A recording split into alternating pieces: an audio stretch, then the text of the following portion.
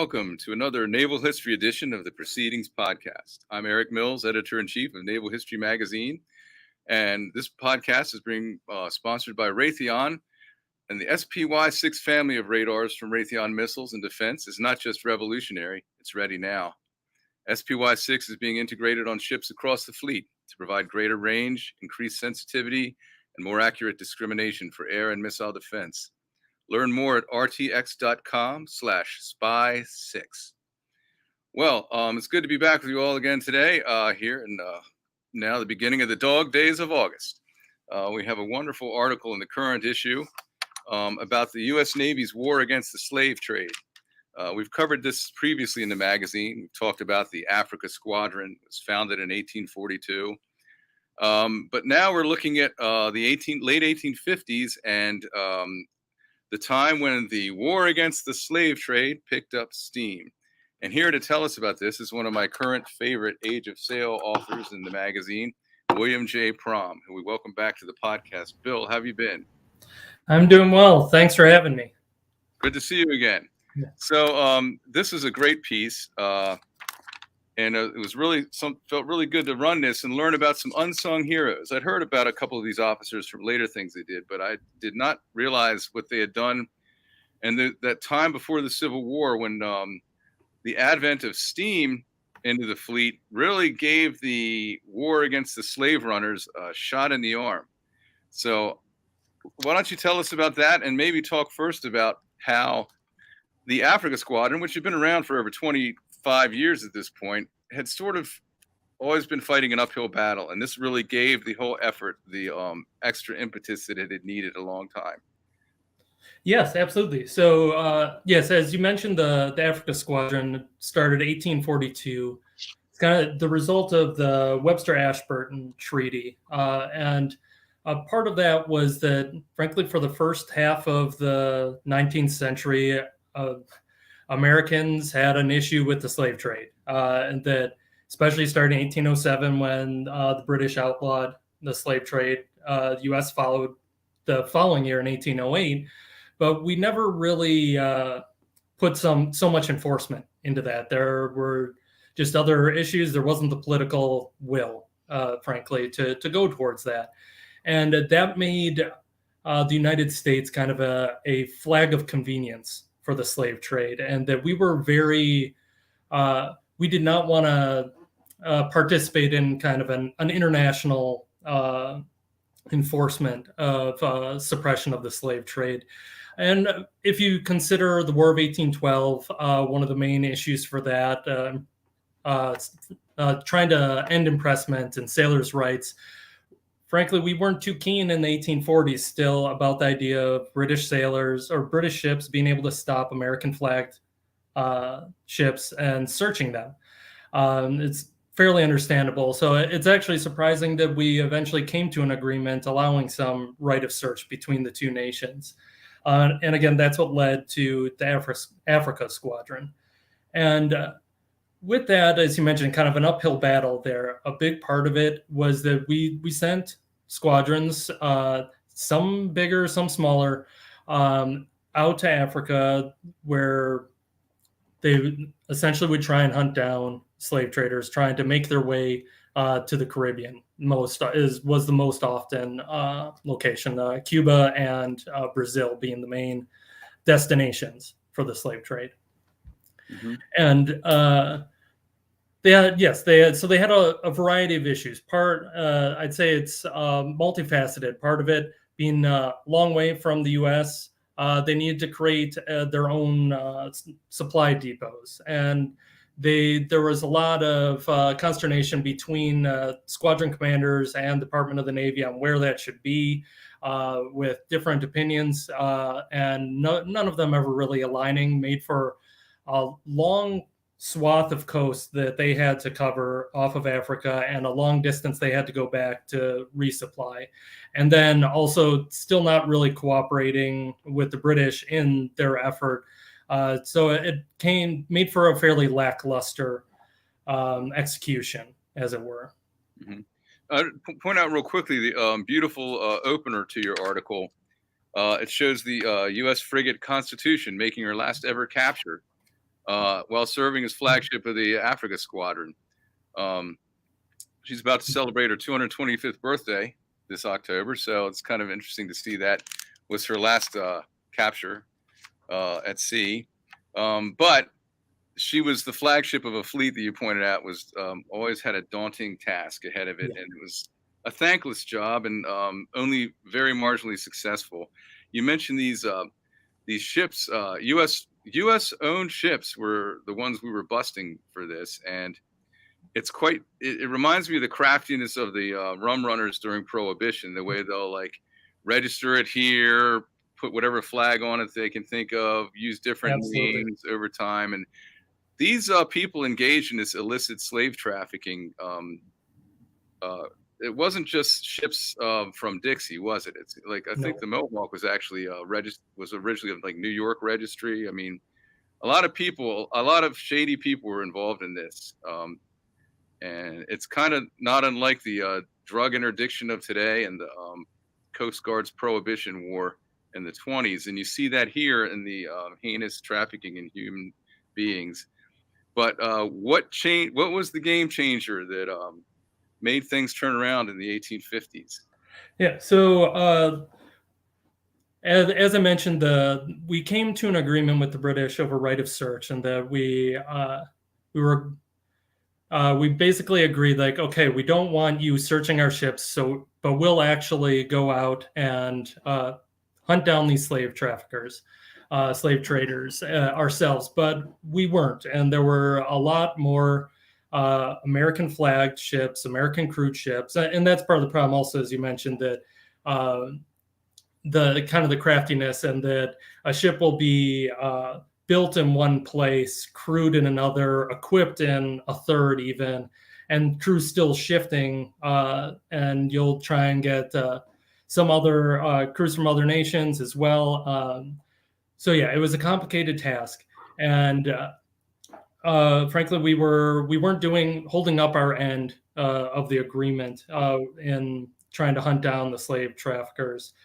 And then in the 1850s, there was what's it called, the Paraguay incident or expedition, where there was the Water Witch was fired upon while doing a survey of a river. And about a year later, we sent what was at the time the largest squadron ever assembled by the Navy down to Paraguay for more or less a show of force to protect our assets there. And one of the surprising events that came from that was the number of steamships that the Navy didn't have yet. So we leased a variety of them for that expedition. And it got to the point that it was more cost effective to simply buy them out. And that's what we did. And our Secretary of the Navy decided, okay, let's send them to Cuba. We have these ships. Everybody seems to be thinking that they're going to work better in the littorals. It worked well in Paraguay. A lot of the Navy in the Africa Squadron had been asking for steamers. So this small detachment of the home squadron was sent down to Cuba to start enforcing suppression of the slave trade there in September of 1859. And the screw steamers turned out to be ideally suited for this mission, yes. Did they not? They could get into the littorals better, et cetera, et cetera. And yes, they can loiter and patrol against current or with the current much easier. And excuse me. And they did have a trade-off, and that you go through fuel. You don't really have that issue with sails. And you also have more equipment that needs repair. So you do have those trade-offs, although these ships were sail-powered as well. But one of the benefits that they had operating off of Cuba was lots of opportunities for places to go to do those repairs nearby.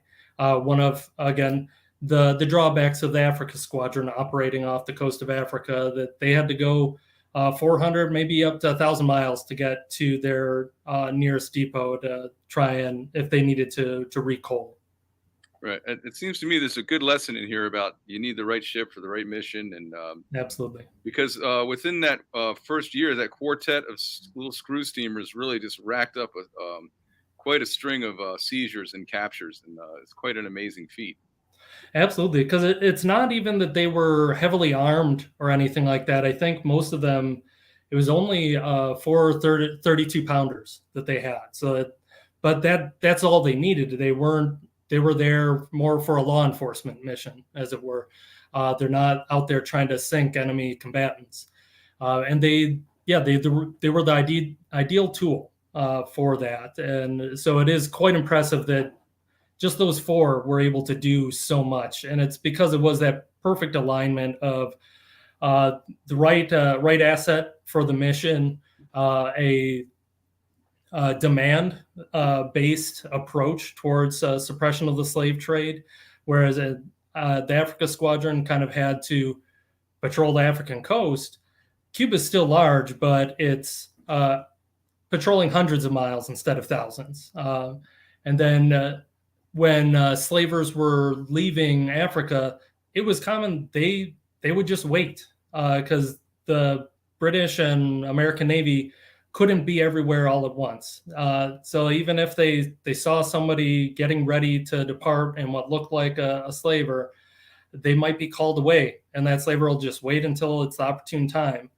But when you're going to Cuba, basically you have a finite amount of places you're going, and at that point you need to get there fast. I think I have a quote in there from one of the commanders of these ships talking about the conditions of the ships after the mid-Atlantic, or after the passage across the Atlantic, and they're running out of water, running out of food.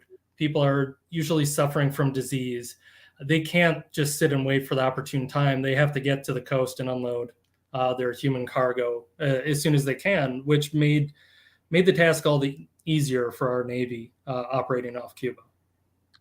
Yeah, the four officers who commanded these vessels, they really did heroic work that year, and they seemed to really believe. The more they did it, they seemed more and more to be affected and to believe in the mission that they were on. I think of Tunis Craven, Yeah.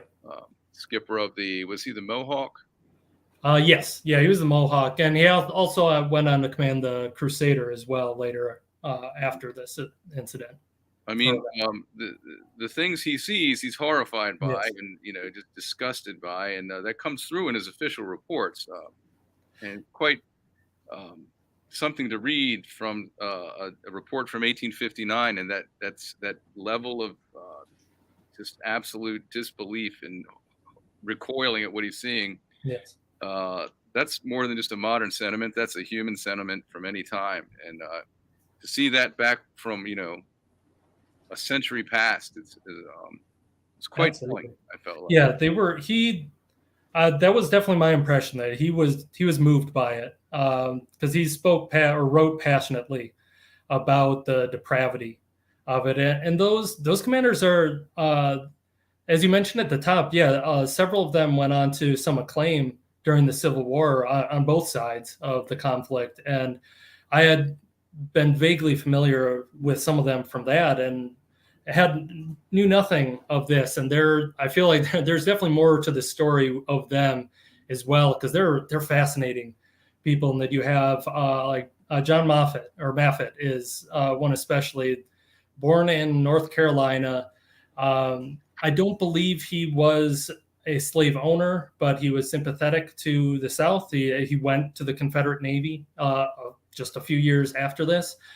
But when you read some of his reports, how he was passionate about doing his mission. He was very successful at this, and that I'd love to dig into his mind a bit more and kind of understand where the through line is in his dedication to duty in this, and how that strays and feels the need to join the Confederacy afterwards. That is such a complex period of years there for that very reason. It's hard for us to get our heads around that, because we want to be so absolutist about things like North and South, Union and Confederate, Yeah, even Fabius Stanley, one of the other lieutenants in this, one of the other commanders, he was also from North Carolina, but he went on to be a rear admiral in the U.S. Navy by the end of the Civil War. There were some pro-union officers and sailors and whatnot before the war that remained pro-union, and you don't hear about them as much. Well, I'm speaking to you from Maryland, and we're the very epicenter of that complexity, where the governor at the time of the Civil War broke out was a slave owner from Dorchester County, but he was also pro-union through and through and was completely against seceding. So there were plenty of people in Maryland who weren't, but he was. Another example, I mean, it kind of, there's this in-between ground there. I think someone like Maffitt would have felt like North Carolina was his homeland, and the United States was sort of like this EU that his home country belonged to.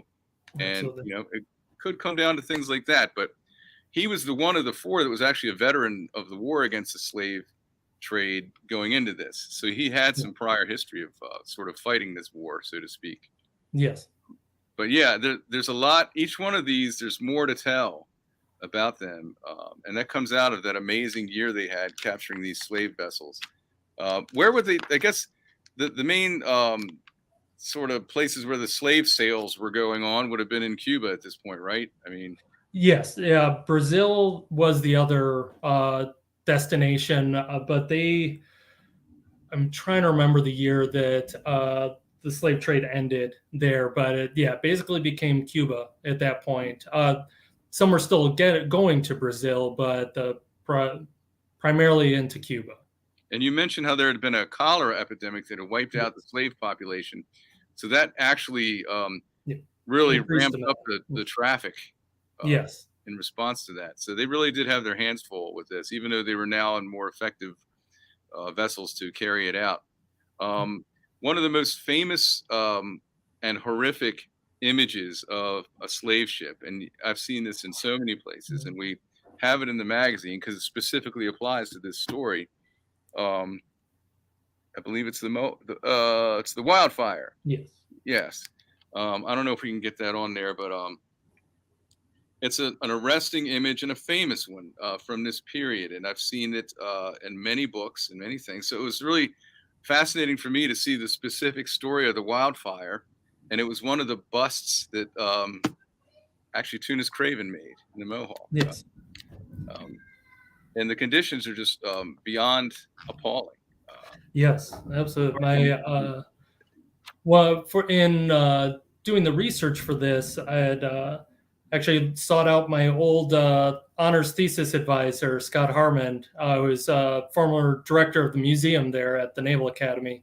That his thesis or his doctoral thesis was on suppression of the slave trade, and in talking to him about that, he had mentioned that it was actually not uncommon for those hunting slave traders to be able to do it by sense of smell. Essentially, that if you were downwind of a fully loaded slave ship like the Wildfire, where you had hundreds of slaves on there, there's no escaping the odor of it. Right. Yeah, that was a common thing that you would hear about the slavers. That the smell was detectable maybe before you know. Yep. Yeah, that's one more underscoring of how horrific it all was. Well, let's take that one ship for example. Those slaves are then taken to Key West for processing, and they were going to ship them north for further processing. And I believe it was Craven himself. Yeah, it was Craven again. Yeah, he argued heavily against that because of just the humanity of it. People won't survive another trip like this. They have to be the end of the line for them here.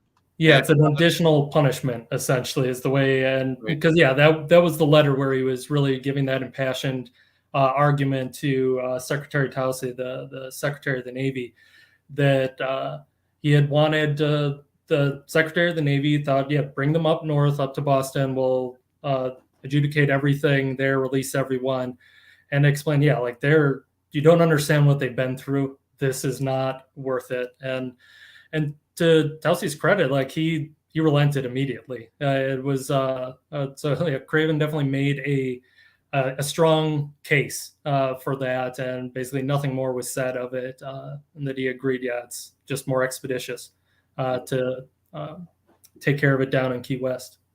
You're right. That is definitely to the SecNav's credit in 1859.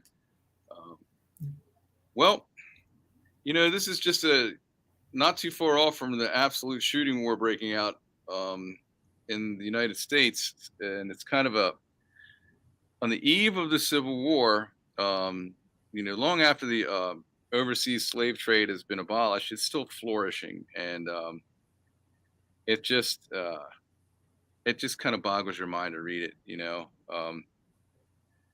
What would you say is a takeaway from this regarding the human side of it? Let's go back to the sort of the naval side of things. Can you think of any sort of parallel nowadays where there's an ongoing mission? It's kind of just sort of ongoing, but not really getting as far as it should. And then a superior vessel type of some sort, or it could just be a platform or something, a system comes along and actually just completely changes it and gives them what they needed to do what they needed to do. I feel like you could find all sorts of parallels to this kind of happy ending, if you will, up until our own time. Yeah, and I think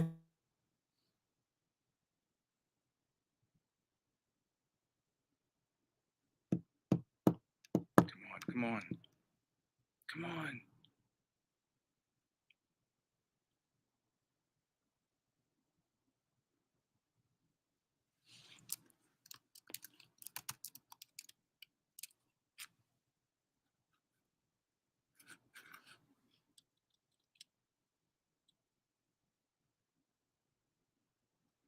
We've lost connectivity with Bill here. So let's give him a moment to come back on. Let me see if I can find that picture I was talking about. Here we go. Let me show you this. See if I can get this on the screen. Many of you, I think, will recognize this image.